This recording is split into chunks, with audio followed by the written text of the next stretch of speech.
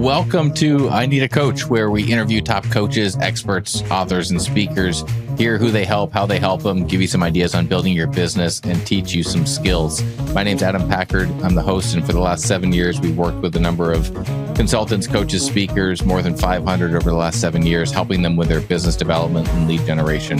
Today's guest is Alice Shikina. Alice is a negotiations expert, negotiation coach, and mediator, and she is a fantastic conversation. You're going to enjoy this. Not only can you learn some skills on how you can negotiate in your coaching business, but also take these skills and use them at home as well. So we have some fun stories to share with you. I hope you enjoy the podcast.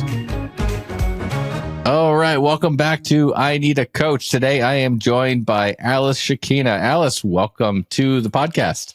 Thanks for having me, Adam. I'm really excited to be here. Yeah, absolutely. You and I talked, I think it was a couple months ago, and had an interesting chat, and we were just getting this launched. And I thought, you know what, you've got some unique skills and background in what you do. So I thought it'd be fun to bring someone on with your skill set and background onto the podcast. So tell the audience a little bit more about the work you're currently doing now, and then we'll kind of backtrack into kind of how you get into this.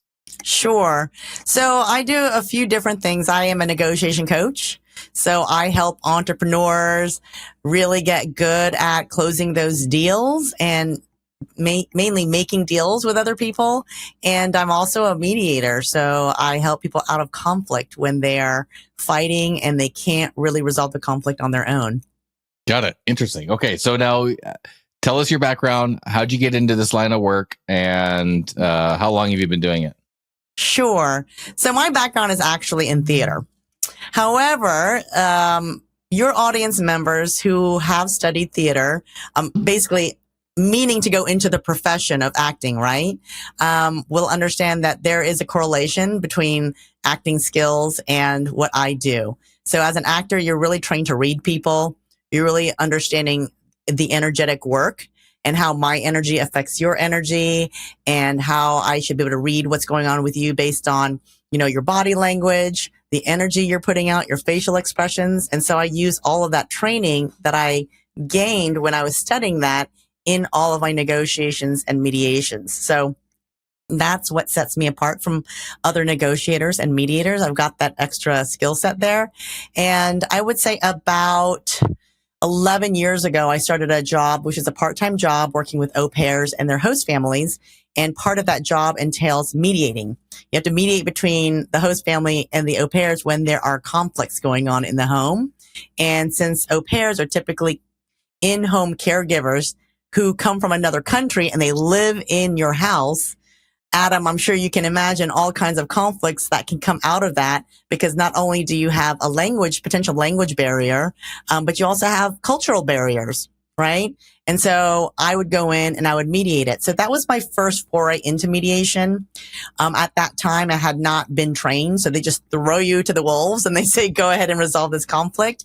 And I recognized early on that I was pretty good at doing that. I will tell you, the first time I went, I was terrified. I was like, I don't know what I'm doing. I'm going into the home. So you're going where the conflict is taking place. And so it's a little bit intimidating if you know that everyone is angry and you're just walking into the fire. But what I recognized after doing a few, that no one ever gets mad at the mediator. No one says, hey, Alice, this is your fault. You know, you didn't help us at all. And everyone would always say, thanks so much for helping us get through this conflict. And then around 2016, I actually got laid off from a different full-time job. And at that point in time, I was trying to think about, what do I want to do? And I was told by a friend, you know, you're really good at mediating. You might want to consider being a full-time mediator. So I went and got certified. For those of you who don't know, it is a 40-hour certification. You don't have to have a degree. And then I hung up my shingle and I started doing mediations, and I've been doing that ever since. So how does so obviously negotiating is part of mediating. So how does that kind of play into, I'm sure it's different working with families and then now working with entrepreneurs and, you know, people that are trying to negotiate salary. So how did you kind of make that transition into that world and share any fun stories? I'm sure you have a few. Sure. So, you know, here I am as a mediator. A mediator is a neutral party. And so I'm basically watching people negotiate. all day. And a lot of times I'm dealing with attorneys. So then the attorneys are negotiating. So I got really interested because I am watching the process of negotiation happening.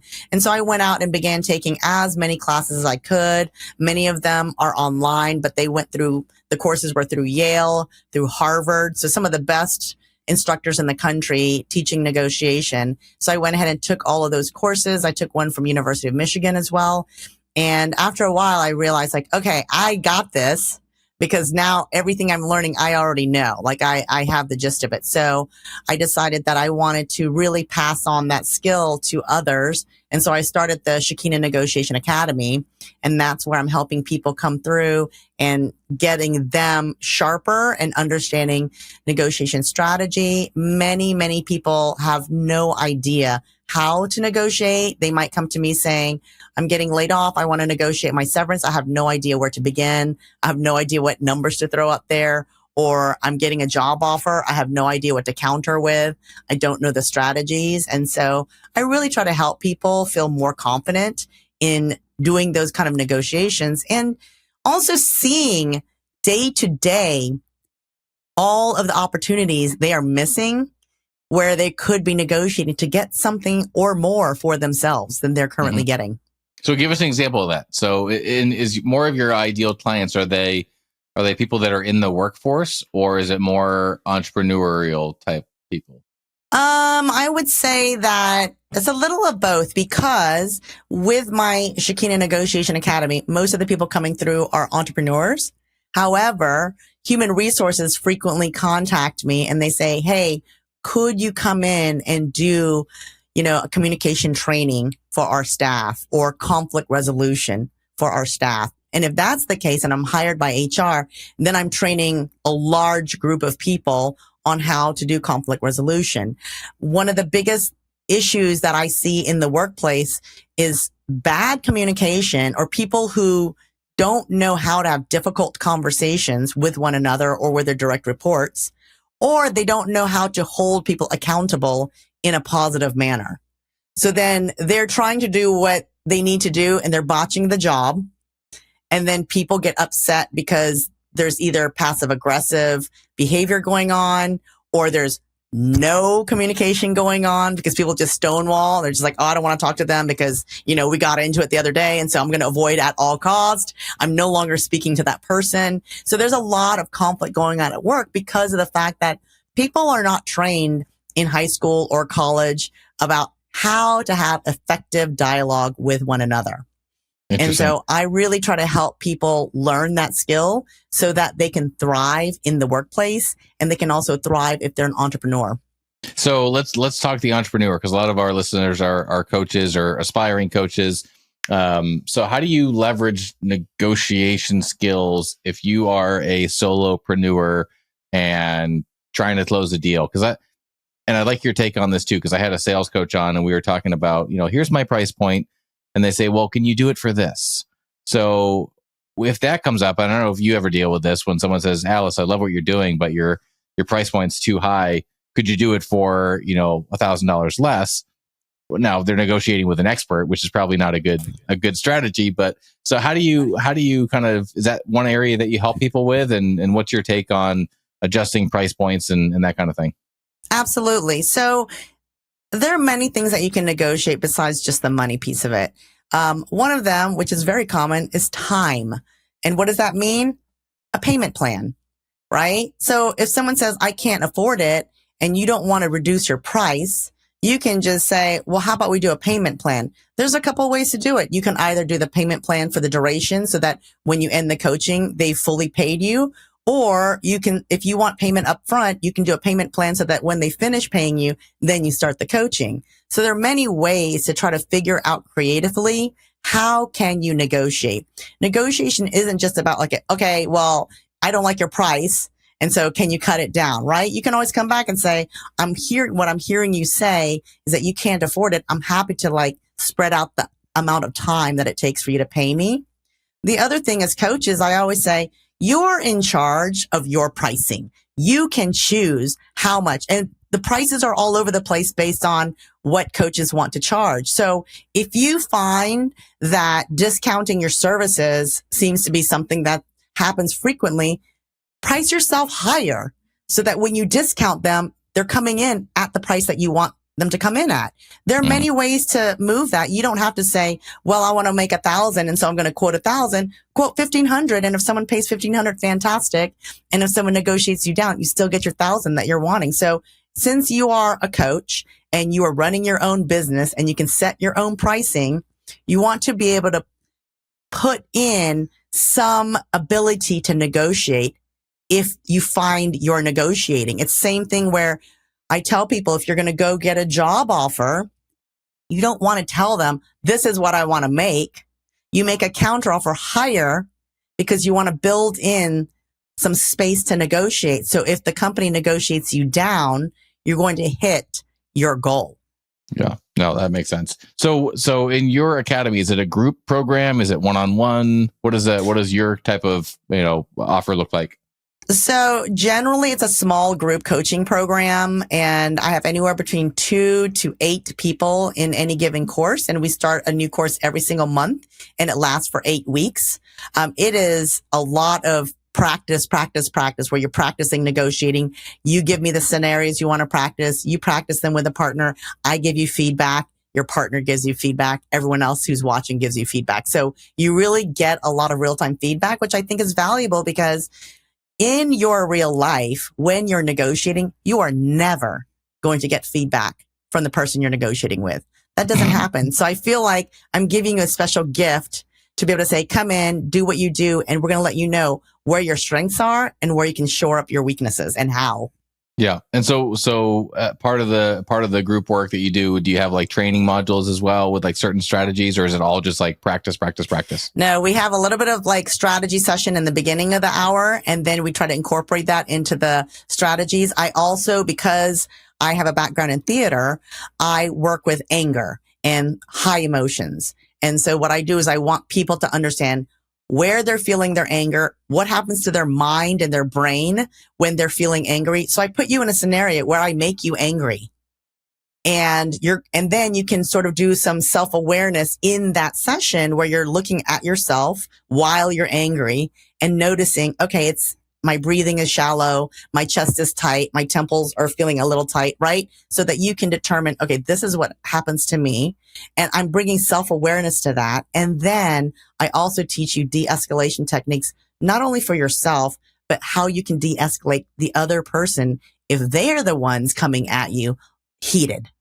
How can you reduce that? And to be honest, that's a lot of maybe what, you deal with it with your spouse or your partner. I was gonna say this might come in handy in more than just the workplace setting. Absolutely. I've had executive coaches coming through my course because they took the class saying, I want to learn some basics so I can pass it on to my clients.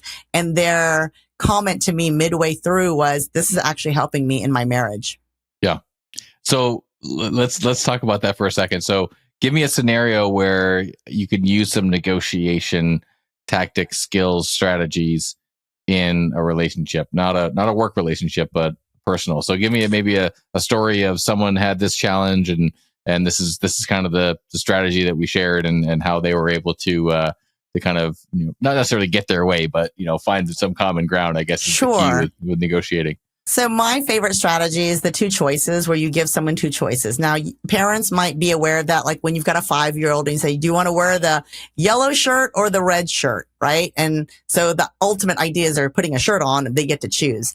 Well, you take that and you bring it into a more sophisticated strategy where you're offering 2 choices, but here's the thing. Each choice has to have a little bit in it for you and a little bit in it for the other person. And both choices need to be emotionally equivalent for you, meaning you have no preference. You can be like, either one is fine. What people do is they may use the strategy and make the mistake of favoring one over the other. So then when the one that they don't favor gets chosen, then they feel disappointed because they're like, well, I was hoping they're going to pick the first option, but they picked the second, and now I'm really bummed out. So don't make that mistake. And I'll give you an anecdote to exemplify how this works. I've got a 19-year-old son and he lives at home. So this is maybe when he was 17. And by the way, he's been training under me to negotiate. So he's getting really, really good at negotiating. But I have one rule in my newly remodeled kitchen, which was if you're going to use the kitchen with your friends, cook things with your friends, that it just looks like it does when you start it. Clean and orderly. That's my one rule. So I went out one night and he had his friends over and they cooked up a storm, and I came back in the morning and I need to cook breakfast for some guests who were coming over. So I needed to have a clean kitchen, and there were some dishes left in the sink. So I went over to wake him up at 7:00 and I said, hey, you broke the rule. There's some dishes in the sink and you should have cleaned it. And he woke up and started explaining how it was a colossal mess. They spilled flour on the floor. So he had to clean up all the flour. The cake also spilled over in the oven. So there was more batter inside the oven. And he said, I stayed up till 3 or 3:30 in the morning cleaning. And my friends left at like 11:30 at night. Unfortunately, they didn't help him, but he cleaned everything. So he said, the dishes are like the last little bit, but I did so much cleaning. And the fact that you can't tell that it was a giant mess is a testament to how much work I did last night. Right? Now, I believe him. Good. Right. But I believe him, and that's okay. So I said, and we started going down a little bit of an argument where I said, I need to clean now. And he was like, I already did most of it. So I put a stop to it because I don't like to argue. I just like to negotiate. So I said, okay, here's my offer. I will go and wash the dishes right now because I need them done right now. I'm not going to be angry about it. I'm not holding a grudge. But in this first offer, if I go do the dishes right now, you're also going to lose the privilege of having your friends come over to cook in the kitchen, which is okay by me. And if you want to sleep and you want to, prioritize your sleep right now, you can take offer 1. My second offer is that you go and wash the dishes right now because I need them now, not in an hour. And you can keep the privilege of inviting your friends to come and make dinner. I said, it's your choice. Either is fine with me. And he glared at me and he got up and he went and did the dishes right away. Was this before he started to learn from you, or is this after? This was after, but I'm still stronger. Yeah. That's awesome. No, I'm curious. I'm thinking of different scenarios that we could play. And of course, we can relate it to business and people that are, working and stuff, but it's also fun on how you can incorporate this into like daily life. So my wife gets mad at me, but when we go out to dinner and, say I order a burger or a steak and they bring it to me and it's either raw or it's overcooked, I always say something. And I do it because I'm like, if I wanted a raw burger or an overcooked steak, I could do that at home myself. I'm paying $40 for a steak. It better be cooked right. So do you ever use this technique or negotiation or, 2 choices in like a restaurant setting where you're like, hey, the steak's raw. I'll give you 2 choices. You can either give me a brand new steak or you're going to refund my money. Or do you ever have situations like that where you use some of these skills? You can do that. Yes. I mean, I've tried that definitely, and you can use that. So you can use any of the negotiation techniques and strategies in personal situations, out in the public, when you're doing, at hotels, restaurants, that sort of thing. And you can also do it in business. So they're all transferable. Right. One of the things, I have another quick, really fun negotiation story. So I made a huge mistake. And so, forgiveness is another way to negotiate. Like, I do something wrong. Now we've got to negotiate how to make it right. Mm-hmm. Right. And so I actually made a huge mistake because I thought I had scheduled a bulk pickup for garbage during the time that I was out of town. So I asked my kids, can you please take all the things that are in the garage and bring it out to the front? So there's a lot of furniture and things like that. So it was a significant amount of effort on their part. And the other one is almost 16 years old. So they went ahead and did that while I was out of town. The day came, my oldest son said, hey, they didn't come. They didn't pick up the trash. So I was really mad because I thought, oh my gosh, I can't believe I scheduled it. I had my kids and they didn't do it. So I looked in my email to try to email them, and I saw my confirmation email in the drafts. Oh. So I was like, oh my gosh, this is really horrible. So I need to make it right. So I let them know because I wanted to give them some kind of I'm sorry. So I told them, hey, I'll pay you each like $50 as a I'm really sorry, to them for the work that you just did. Because now I have to ask them to bring it back in and then bring it back out, right? So I didn't want them to be mad. I didn't want them to hold a grudge. So I said I would do that. So that was my forgiveness negotiation. Well, my oldest son, the one who's been training under me, came back. And so he's thinking about what everyone wants, right? You think about what you want, what does mom want, maybe what his brother wants. And he said to me, if you're going to give us each $50, I will do it by myself for 90. That's awesome. Did that work out? Well, I was like, really nice try, because he's trying to cut my cost, right? I'm going to pay less money. He's going to make more money. His brother doesn't have to do any work. Right. But I was like, it's actually for the work that you did last week, not for the work that you're going to do this coming. So I said, good try. That's a good one. That's good. I like that. I'm sure you have some good stories that they're like, my mom's a negotiation expert. We are not going to win this battle, right? Never. That's a nice feather in your cap. So when you started building this business, when you started doing this, what was your plan to kind of market yourself and get your name out there and generate clients? And if you were to go back and start over, would you have done anything differently? So I have a few things. I've got a course, a free class. It's a master class, a negotiation master class. I run it once or twice a month. And so it's an hour and I do it live. And so wherever I go and network, I let people know I've got a free class. So people show up and then some of those people convert into clients. The other thing that I started doing more recently, probably this past fall, is I have a new podcast called Negotiation with Alice.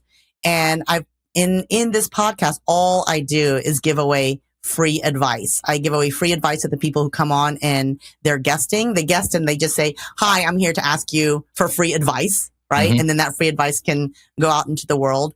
And so that idea came to me because I thought, it would be great because I know a lot of people maybe don't want to take the course or can't afford to take the course. And so I want to give them some kind of value and at the same time, really build my reputation solidly as the expert in negotiation. So if people feel like, well, I don't know her, I don't know if I want to pay the money to join her class, they can listen to my podcast every single week. I have a new episode. And then eventually, my hope is that they'll convert into a client. Yeah. It's very, very smart. I mean, when you and I talked, a couple months ago, and I kind of told you what we do and how we do it. And I said, sadly, most of our clients are in the coaching space. And sadly, a lot of coaches, their only approach is, hey, Alice, I can coach you on this, this, and this. And if you're open to it, let's schedule a discovery call. And here's my calendar link. And you have to think outside the box. So I love the idea of the masterclass. I have a lot of coaches that leverage that because you need to make it easy for people to say yes. And if you're asking people for 30 minutes to an hour on your calendar as your first request, it's like meeting you at a networking event saying, Alice, will you marry me? And you're like, exactly. Who are you? And get away from me. And I never want to see you again. But if I walked up to you and said, hey, Alice, I got something that you might find beneficial. I do a masterclass on negotiating. If you ever want to check it out, let me know and I'll send you an invite.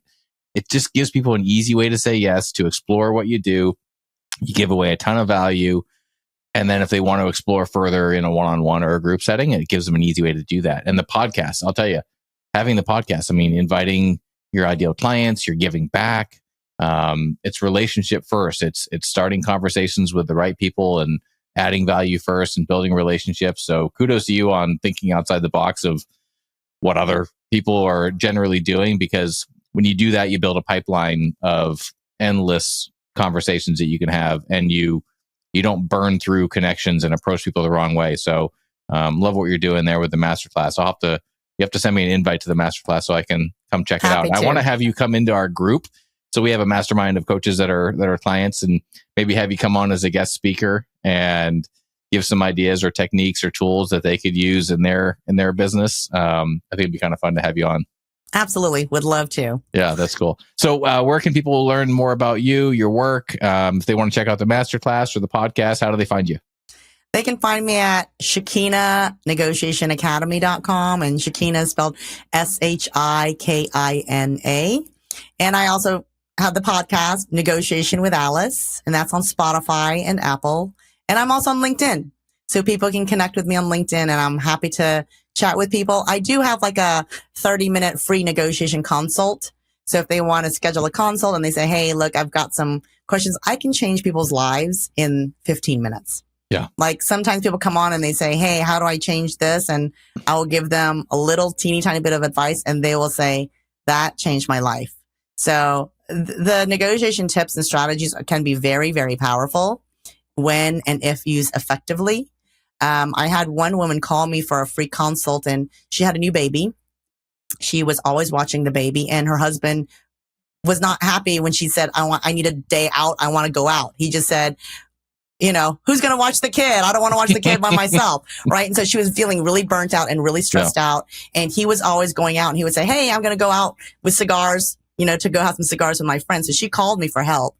And I said, what happens when he says, I'm going to go out with my friends?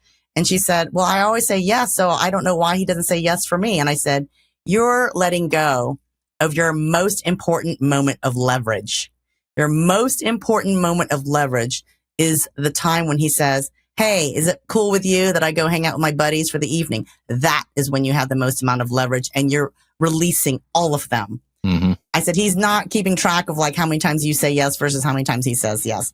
I said, so the very next time he asks, your response is, I'm cool with you going out tonight with your friends as long as I can go out with mine on Saturday night. And she tried it, and she emailed me, and she said, it worked. She said, you've changed my life. Oh, that's awesome. Good stuff. And it always comes back too, whether they become clients or not. If you put good out there and you help people, it always comes back. So Alice, awesome to have you on. We're going to have another conversation. I'm sure in the future, have you on as a guest speaker in our group, but thanks for the time today. And it was awesome learning a little bit more. Thanks for having me, Adam. Absolutely. Talk to you soon.